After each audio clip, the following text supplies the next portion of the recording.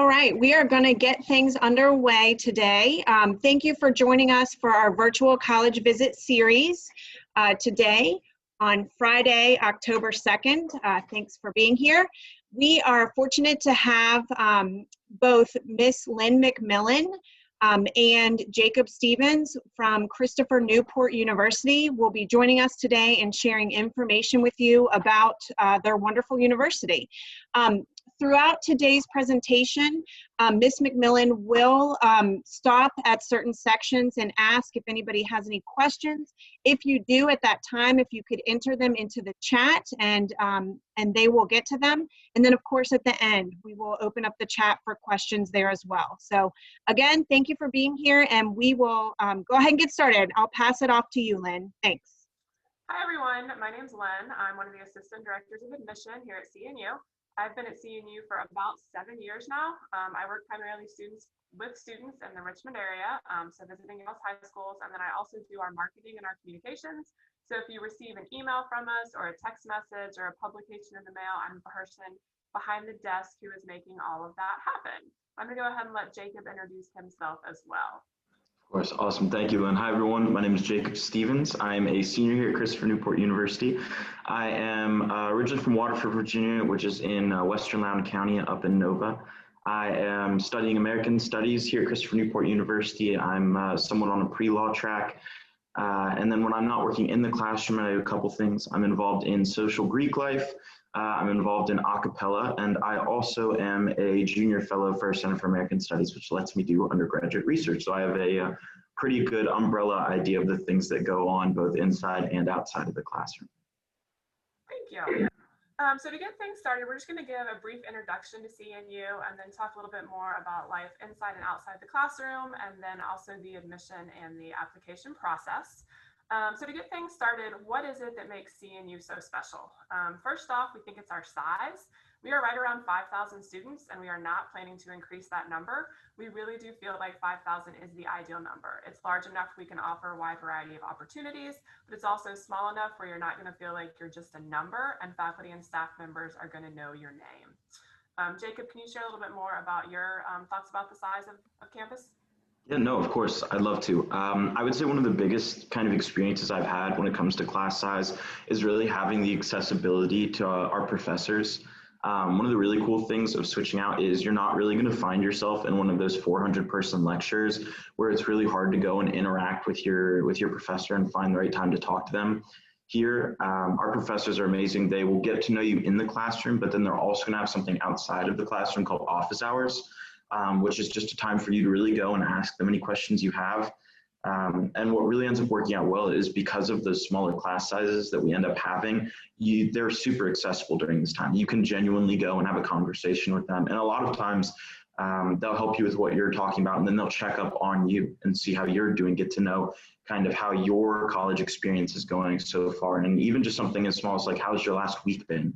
And I would say that is kind of really something that sets us apart, really having that opportunity to get to know your professor, both academically, but also during those office hours and on a more personal level. And how has that been this year, with some of your classes being virtual and some being in person? How has that been able to continue?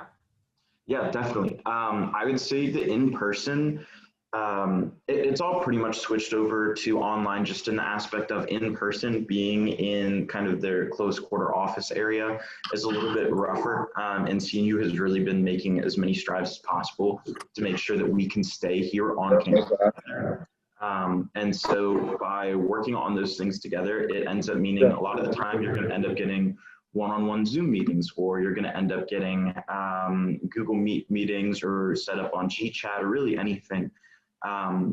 But you still get that access no matter what. Even though we are online, you still get that chance to talk with your professor. If anything, I would say that this has really been big on building their communication and making sure that they are there for you at all reasonable times of the day. But as long as it's a relatively normal time, I wouldn't expect many professors to send you that email back at 2 a.m. But the next morning they'll make sure to be there for you and help you with really anything you're going to need. So I would say, to sum it up, communication has definitely increased, and they're still just as accessible. Perfect. Of course. We touched on this earlier. Small class sizes is something that we also think makes CNU really unique. Almost 60% of our classes do have 20 students or fewer. So that's going to be similar to size that you all have in high school right now. So if you're able to visit campus, or if you've been to campus before, you'll notice we don't have those large arena style lecture halls with 200, 300, 400 students in there. Our professors are in that small classroom setting teaching their undergraduate experience. And Jacob, do you have anything to add about some of the class sizes that you've had? I would say most of mine, the largest class I ever had was 99 students, and that's because that's what CNU caps it at. And I've only ever had, I believe, 2 classes that were ever that large. Ever since then, it's been a lot smaller. In fact, actually, I ended up completing my major course of studies last year, and my senior seminar was 6 students. So you really had the opportunity to bounce ideas off the other students and off the professor. So most of my class sizes have been right around in the 15 to 20-ish range. And what do you think are some of the benefits of that you've experienced? Yeah, of course. Outside of just specifically the professor interactions, something that I just kind of brought up a second ago, I would say is the student-to-student interaction. When it comes down to college, like it's definitely adjustment.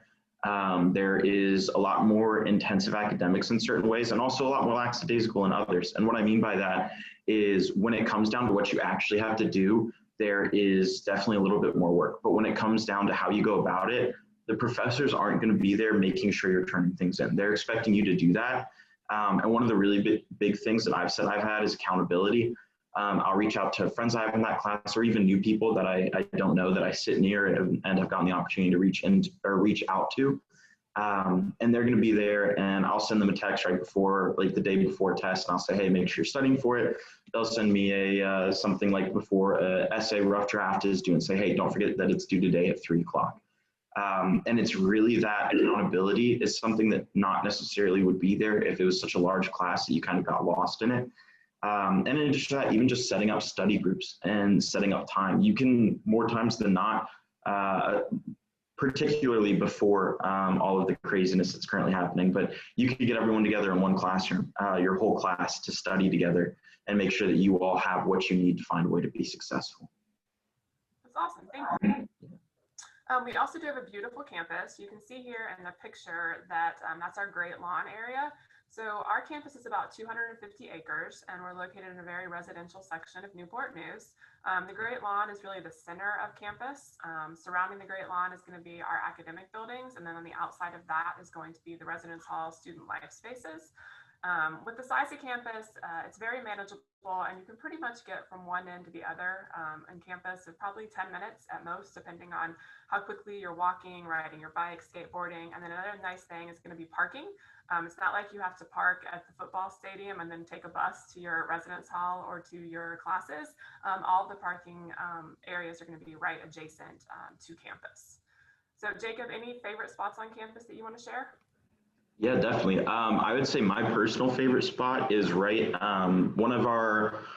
two of our 4 freshman residence halls are known as the Yorks. There's York East and York West. And there's actually kind of a miniature lawn right out front of them. And there's this row of cherry blossom trees that most of the time are obviously very pretty. However, once you hit kind of spring and they really start to get into those like pink and purple shades, there are a couple benches, which right behind it is this fountain that's inset in a wall. And I remember especially freshman year when I lived in York East, all of my friends and I would go and we'd like sit out there, do homework together, just like hang out together out there and look at the rows of cherry blossom trees with the fountain going right behind and these beautiful orange flowers right behind it.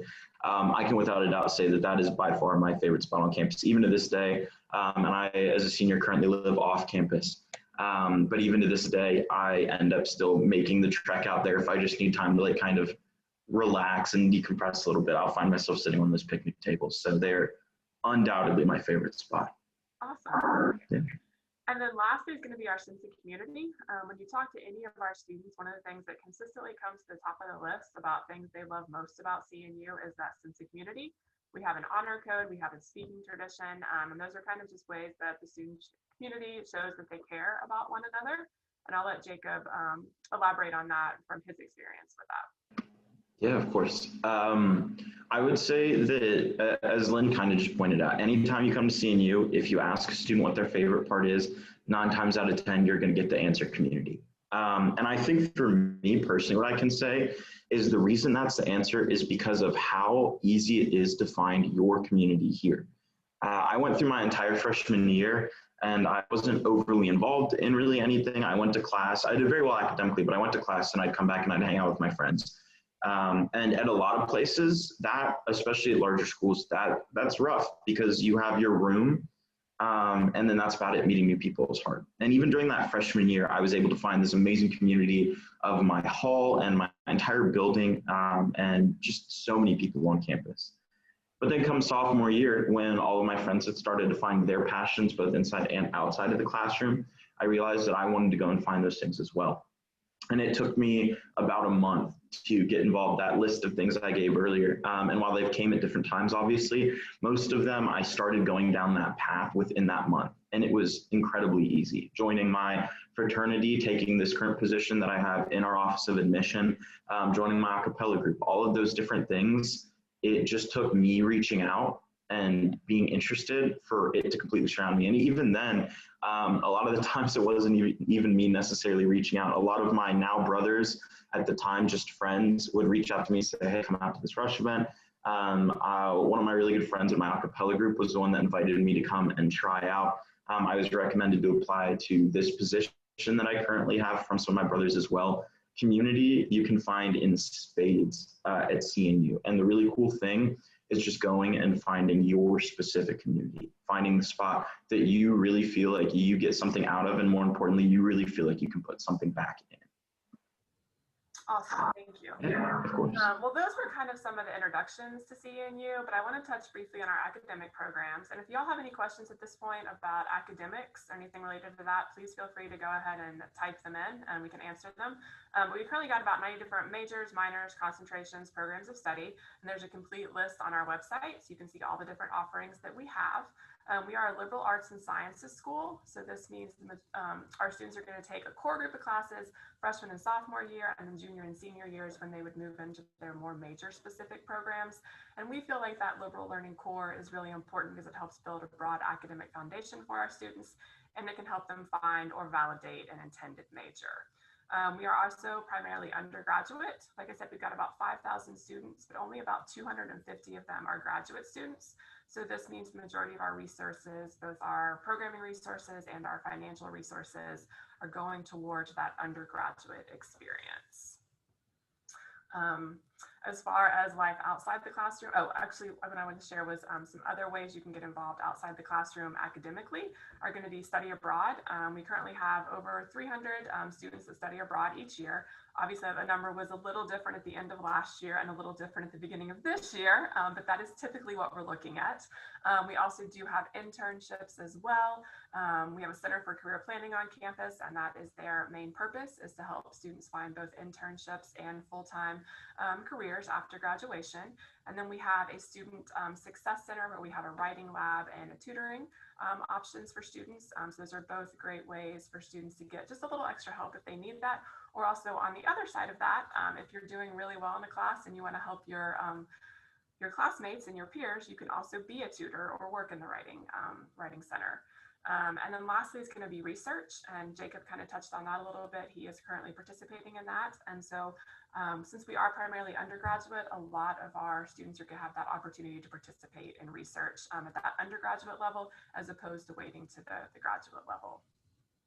Jacob, are there any questions about academics yet, or are we good to move on? Nothing yet. We look like we may be good to move on. Okay, so a little bit about life outside the classroom. We are primarily a residential campus. So we do have a residency requirement, which means that freshmen, sophomores, and juniors are required to live on campus. Seniors, such as Jacob, can move off campus if they want to, but about 50% of our seniors do choose to stay on campus. With the residence halls, there are no hall bathrooms anywhere on campus. Freshman residence halls are set up suite style, which means you're going to share a bedroom with 1 to 2 other people connected by a bathroom to another bedroom. Sophomore year, you get an additional living space. You're still sharing that bedroom, but there's a common area where you can have like couch, TV, things like that. And then upper class residence halls are apartment style, which means that you are sharing an apartment, but you have your own bedroom, you have your own bathroom. And so that's why so many of our seniors do choose to stay on campus, because they get that added sense of independence, but they're still right here. And additionally, a lot of our seniors who do choose to live off campus, they're not living in apartment complexes 10, 15, 20 minutes down the road. As I mentioned earlier, we're in a very residential section of Newport News. And so a lot of these students are renting houses right on the outskirts of our campus. Jacob, is there anything you want to add about the residence halls or your residential experience? Yeah, definitely. I would say making that choice to live off campus was a very, very rough one for me, is just seeing how the amenities are so amazing. As you had just said, I am one of those people who rents a house just off campus. I live within walking distance. However, I'm lazy, so I do usually drive. But no, it's living on campus is amazing. I'm personally a big believer in the 3-year residency policy. I know that kind of widens a lot of people's eyes, but when it really comes down to it, we talk about community so much. That residential policy is a big reason why that community is so incredible, because when you are there and you are on that campus, you go and you really do take that time to go find things to be involved in. And with how accessible living on campus is to go and actually keep up with those things, you really notice the difference. And I cracked a joke about it, but I do mean it sincerely. Trying to choose between living in a full apartment right on campus with all of the amenities I could imagine, or living just down the street, was definitely one of the harder ones I made. And it's a truly incredible opportunity. I absolutely love residential living here. Thank you. Yeah. So a little bit about involvement. We've got 200 clubs and organizations. Those range from pre-professional organizations, faith-based organizations, community service organizations, and then we also do have Greek life on campus. It's about 25% of our student body. We are looking for students who do want to get involved outside the classroom. So there are plenty of opportunities for you to find, like Jacob was saying, find that community, find what you're really interested in. As far as athletics go, we are NCAA Division III, which means that student athletes do not receive athletic scholarships. They're eligible for academic scholarships just like any other students. Traditionally very strong programs. We've got 24 varsity teams. Students do get in free to all of our sporting events, and then we also have club sports and rec sports as well. So if you're looking to get involved, not necessarily at that competitive level, you still can find ways to stay active. And Jacob, anything you want to add about the clubs or athletics? I feel like honestly the biggest thing is what I said earlier about how you really do have such great opportunity to go and find whatever you're passionate about. My personal recommendation, kind of no matter where you end up or what you end up doing, is go and pursue some type of extracurricular activity that's different than what your major is, just because you really never know when you're going to find something that you truly enjoy and are passionate about, if it's not in the more academic side. But that's just my personal soapbox that I like to get on to make sure people really go and take full advantage. Awesome. So if y'all have any questions, feel free to go ahead and type those in. I'm going to go ahead and transition into a little bit more about the application process, but Jacob's going to be monitoring the chat and can answer any questions for you. So as far as the application process goes, you can see the numbers on the screen. We are members of both the Common App and the Coalition app. So either way you want to apply, we do not have a preference. Last year we had almost 8,000 applications, ended up with a freshman class of right around 1,250. As far as what we're looking for, you can see the middle 50%. That GPA is a weighted GPA, and those were the SAT and ACT scores. The SAT is a combined. So if you take the test more than once, please feel free to send us all of your scores, and we'll take the highest from each test to make the highest combined total that we can. This year, we are test optional for everyone. In the past, there had been a GPA requirement related to that, but with testing difficulties this year, we are going test optional for everyone. So if you have test scores and you want to submit them, feel free to, but we'll be able to review any applicant without those test scores. So what we need for the application is obviously the application. We're also going to need an essay, 500, 600 words on the subject of your choice, just sharing more about you with us. We're also going to need an official high school transcript. That means it comes directly from your high school to our office. And then we will take the official test scores if you have them and would like to send them in. We do also offer an interview. We use the word interview. It's really more of a casual conversation. We're not going to ask any tricky questions. There are no wrong answers because this interview is all about you. The interview is optional for admission, but it is required for scholarship consideration. For our merit scholarships, that's our President's Leadership Program and our honors program, and I'll talk a little bit more about them at the end of the presentation. As far as our application plans go, we've got 3 application plans. Early decision is that binding decision where you're saying CNU is your first choice and you are committing to coming to CNU if you are accepted. The deadline for that is going to be November 15th with a notification of December 15th. So a quick turnaround time there. Early action is our next plan. That is non-binding. So you can still apply earlier and find out earlier, but it's non-binding. The early action deadline is going to be December 1st and you find out January 15th. And then we have regular decision. That is the last chance to apply for admission. And that deadline is going to be December 1st and you'll find out March 15th. With early decision, just one thing to keep in mind, when you are applying early decision, you will not know scholarship amounts and you will not know financial aid. So you're making that commitment without that information. So if those are 2 factors that are going to weigh heavy in your college decision, early action might be a better fit for you. One note, we do take demonstrated interest into account in our review process. And one of those ways of showing demonstrated interest is applying early.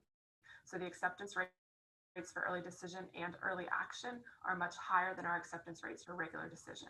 So if you decide CNU is someplace you're interested in, definitely encourage you to consider one of those early deadlines.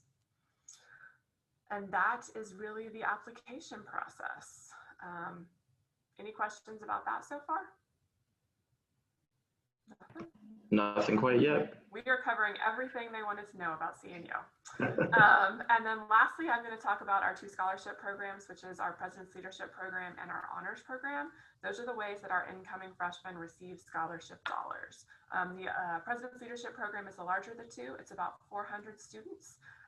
The main components of this program are going to be a minor in leadership studies, a community service requirement, about 100 hours over the 4 years, and then a special guest speaker series.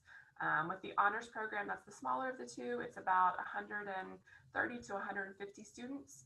You can do both of the programs. With the honors program, the main focus is going to be for students who are looking for an enhanced academic curriculum. They're going to be interdisciplinary seminar style courses that students will take, and then they have to complete 2 of the following 3, a research opportunity, a study abroad opportunity, or an internship. The application process for both of these is relatively simple. You complete that interview that I talked about earlier, and then you would need to, on your Common App or your Coalition app, and the CNU specific questions, there'll be 2 questions. Are you interested in the President's Leadership Program? Check yes, no. Are you interested in the honors program? Check yes, no. And if you check yes, there'll be an additional writing prompt, about 200, 250 words, just sharing more about your interest in the program and why you think you would be a good fit. The priority deadline for our scholarships is going to be December 15th. So you'd want to complete both your interview and have your application in by December 15th. We are offering both virtual and on-campus interviews right now. So the registration link is available on our website. So you can go ahead and schedule that interview and get that taken care of. We will continue to offer those both options throughout at least the fall, I know for sure. As far as visits go as well, we are also offering personal campus tours right now, which means you would come to campus with your guests and you would receive a personal tour of campus with one of our student ambassadors. Those are offered weekdays between 9 a.m. and 4 p.m. And then we've just started back with Saturday mornings as well. And that registration is available on the website. And we'll open it up to questions at this point, anything that you all might have.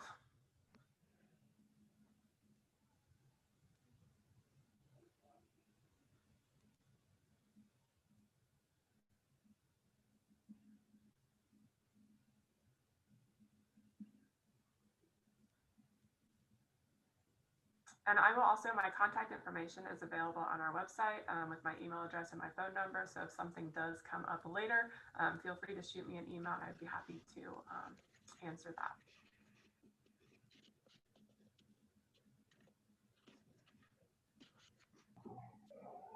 Hey, Lynn. Yes. I have a quick question with the interview piece, and you may have covered this, but so if a student does not do the interview, does that hurt them in any way, or what are your thoughts? It is a way to show demonstrated interest, so it can really only help boost their application. And that way it lets us put a face to a name. And so it can be helpful in that aspect. It doesn't do any harm. It can really only by doing it, do good. Okay. Okay. So it would be definitely recommended. Okay. Definitely recommended. Okay. And the interviews are done mostly with our university fellows. So they are, there's seven of them in our office every year. They are recent graduates. So in addition to learning more about you during the interview process, you can also ask them about their CNU experience. And is there anything that our students can prepare for when they're preparing for that interview? Anything they should be prepared to answer? It's really just basic questions. We'll talk about what they've done in high school, academically, outside the classroom, what they're looking for in a college, what they think they might want to get involved with, academic history, potential majors, very traditional questions though. And my biggest piece of advice is always just be prepared to talk. There is nothing harder on our side of things when we're asking questions and we get 1 to 2 word answers with absolutely no elaboration on it. And so just be prepared to talk about yourself. You don't need to feel like you're boasting. This is an interview and that's what we want to hear about.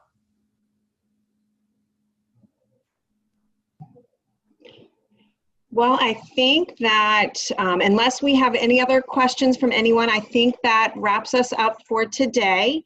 And Lynn, as you mentioned, they can certainly reach out to you directly if our students do have questions, and you have provided your contact information. And we will send that out to all of our students after we end today's presentation. We will also be sending a link to this video out to everyone that is here, but also that was not able to attend as well. So Lynn and Jacob, we really appreciate your time today. Jacob, especially, thank you for coming to talk to us from a student's perspective. That was extremely helpful for all of us. Of course. Thank you all so much for having me. I love talking about CNU, so it was definitely easy. We could tell that, and that's great. I mean, that definitely gives a whole another side to things that students are able to kind of think about. So thank you. Well, with that, everyone, we are going to close out for today. Again, we appreciate your time, and we will be sending out this presentation, as I mentioned, through email to the email address that you provided to us. We hope you can join us for future virtual college visits, and we hope that everyone has a great weekend. Thanks so much. We appreciate you being here. Bye-bye. Thank you. Good one.